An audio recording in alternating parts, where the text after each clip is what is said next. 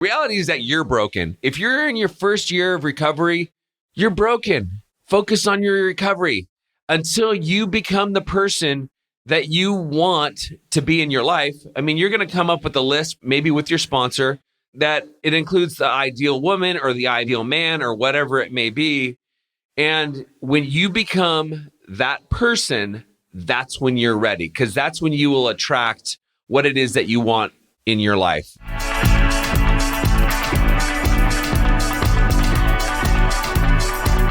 Hello, my friend, and welcome to another episode of I Love Being Sober, sponsored by Camelback Recovery, Arizona's preferred sober living option to help AA newcomers stay sober during their first year in the program.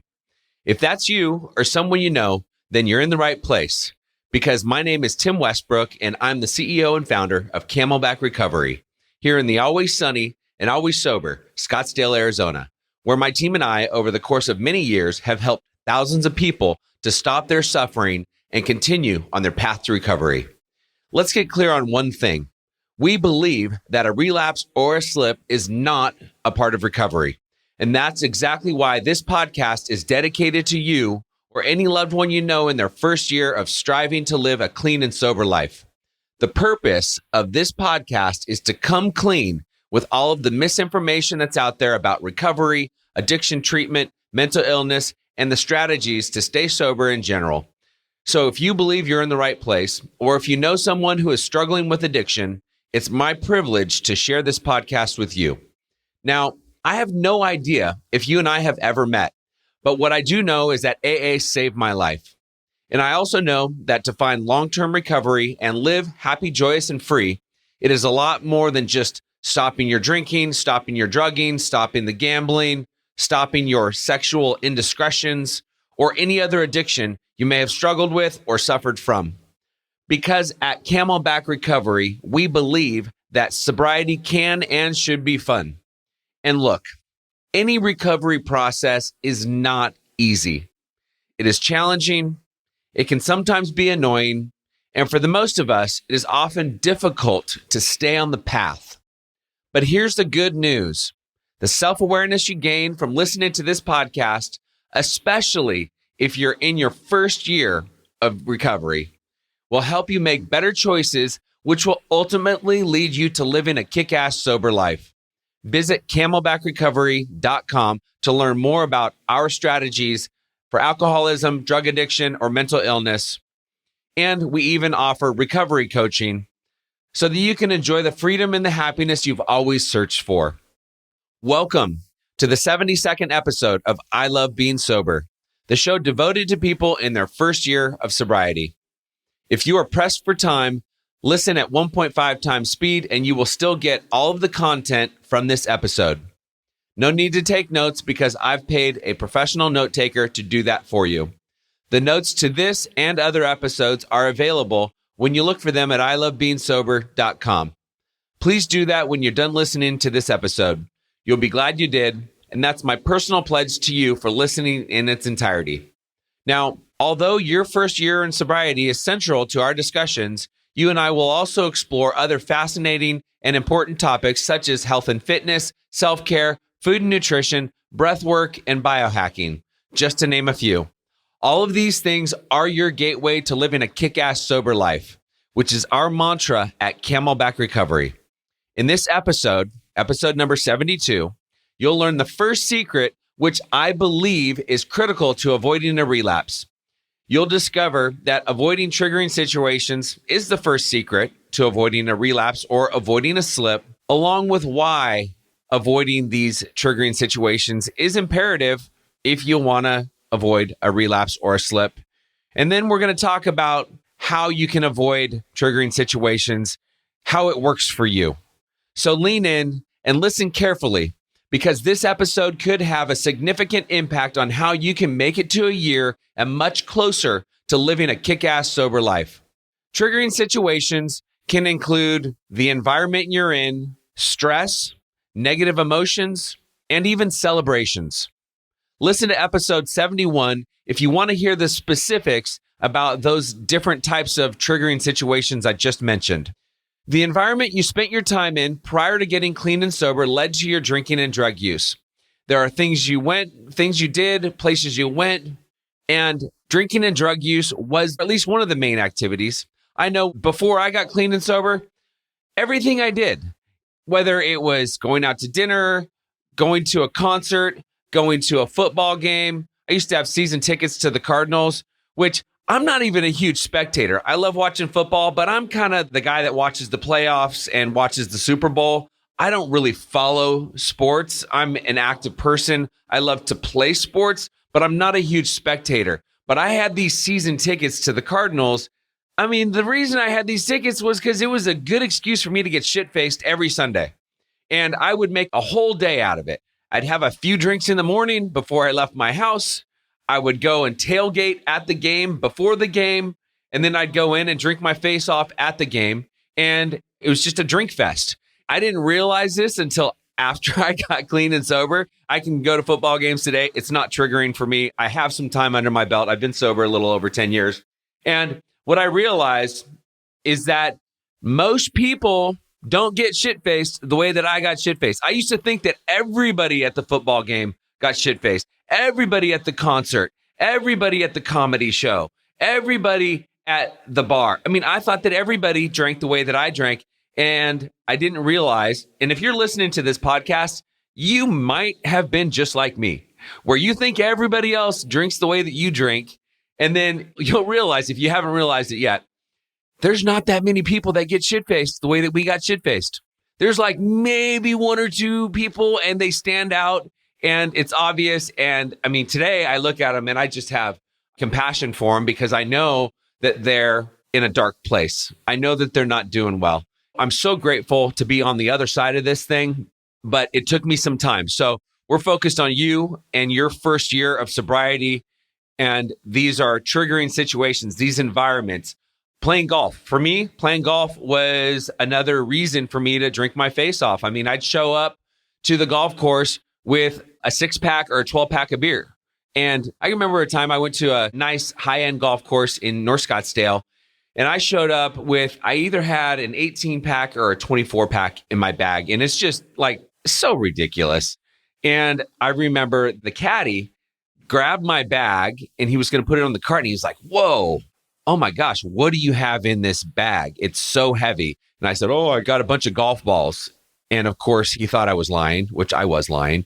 And he said, let me check do you mind if I check your bag? I said, no, go ahead. Of course, he found my beers. He confiscated them. And I mean, it's just like, how embarrassing. But those are the types of things that I did. And I can't tell you how many times I got kicked out of venues. I got kicked out of concerts. I got kicked out of football games or baseball games. I remember one time I went to Candlestick Park in San Francisco and I snuck a bunch of beers in. I actually put them in my socks, which is ridiculous. And I got caught drinking beers, and it was a long time ago. I was in college or post-college, natural light ice, and I got caught and I got kicked out of the game. I remember going to a Pennywise concert in San Francisco at the Fillmore, and same thing. It's just, I had so many stories like that. And if you've got stories like that, then I'm glad you're listening to this show.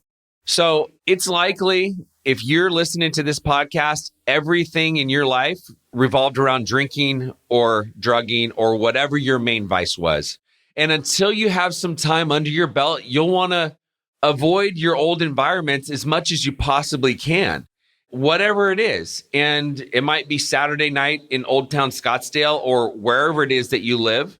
Bars and restaurants, I would say at least bars and restaurants after 10 p.m., my experience is that the environment escalates, the environment changes as it gets later. And so around 10 o'clock is when the environment changes. People start to get a little wasted, a little more drunk, a little bit louder. And for me today, it used to be triggering when I was first clean and sober. And today it's just kind of annoying. I don't drink like that, and it's not triggering, but it's not fun for me to be around.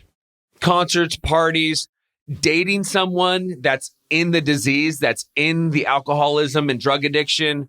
I mean, the recommendation is to not get into a new relationship for the first year. For me, I didn't date my first year. It was the best thing I ever did. And I just worked on my recovery Because if you're focused on dating, then you're not focused on your recovery. And I remember I finished the steps and my sponsor just encouraged me to stay away from dating until at least I finished the steps. I finished the steps. I focused on my recovery. I focused on building relationships with people that were in the program, that were in recovery. And that was what worked for me. And it was the best thing that I ever did. And I was broken. My first year, I was broken. And you attract what you are. So if I attract what I am and I'm broken, then I'm not really attracting high quality people to date. So it was really good for me to not date my first year. And I can talk more about my dating path in a later episode. I've also heard people say, oh, my picker is broken. And it's like, the reality is that you're broken. If you're in your first year of recovery, you're broken. Focus on your recovery until you become the person that you want to be in your life. I mean, you're going to come up with a list, maybe with your sponsor, that it includes the ideal woman or the ideal man or whatever it may be. And when you become that person, that's when you're ready, because that's when you will attract what it is that you want in your life. The focus right now is let's get you to a year. The other thing that I tried to avoid my first year were the drinking holidays. New Year's Eve, St. Patty's Day, the Kentucky Derby party, July 4th, Memorial Day, Labor Day.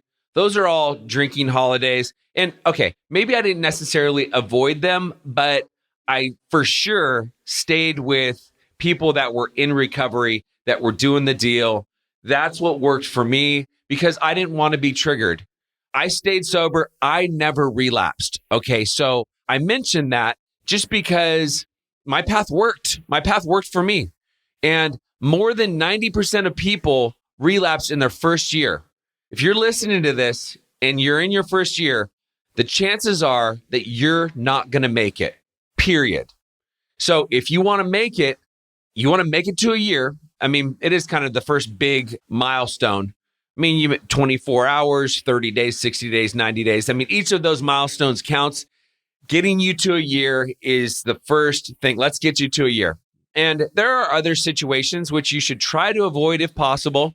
But if you're not able to avoid some of these situations, some of these parties, weddings, birthday parties, some of them you're not going to be able to avoid. You just being aware of them and being aware that they could potentially be triggering, that's going to be helpful and could prevent the relapse or could prevent the slip. Other types of triggering situations include stressful situations at home, at work, school, financial stresses. Maybe you're in an abusive relationship or any other type of stress. Today, for me, I do everything I can to remove conflict from my life. I don't want conflict. I don't want drama or anything else that causes friction. I want to be happy, joyous, and free. I want peace and serenity in my life. When I have stress in any of those areas, it's not fun. And when we're stressed out, it could trigger a relapse or a slip because drinking and using, that's the solution to our pain. That's the solution to our discomfort. So keeping this in mind helps me make solid decisions about who I spend my time with, about who it is that I let into my life. Also, today, I'm speaking to the responsible versus the victim mindset. I've learned through AA and through the 12-step program to take responsibility. I'm a responsible person. I don't want to surround myself with people that have the victim mentality. I would say the victim mentality is similar to, that type of a person is focused on self-centered, selfish. It's all about me.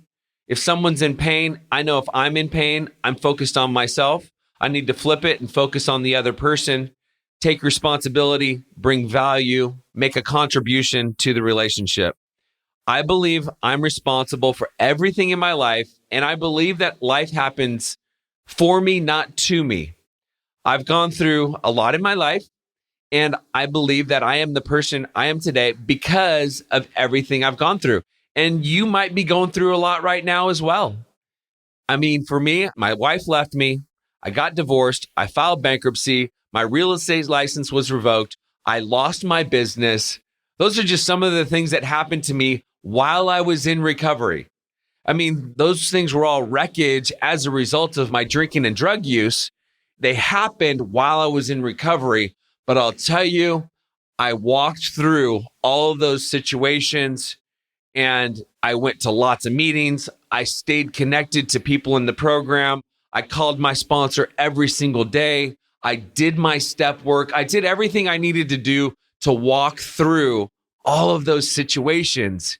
And today I'm on the other side of it, and it's the best feeling in the world. So if you're listening to this, you may have lost everything as well. You might be able to relate. Trust me, life is amazing on the other side of this thing, but you got to walk through it. And I'm just sharing with you today in this episode all of the situations that you want to be aware of and negative emotions. So negative emotions can also be triggering. Drugs and alcohol is the solution. Dr. Gabor Mate says that the question is not why the addiction, the question is why the pain. Because the reason we drink and use is because we're seeking a solution to the pain. Feeling sad, angry, lonely, ashamed, guilty, these are all negative emotions that could potentially lead to a relapse.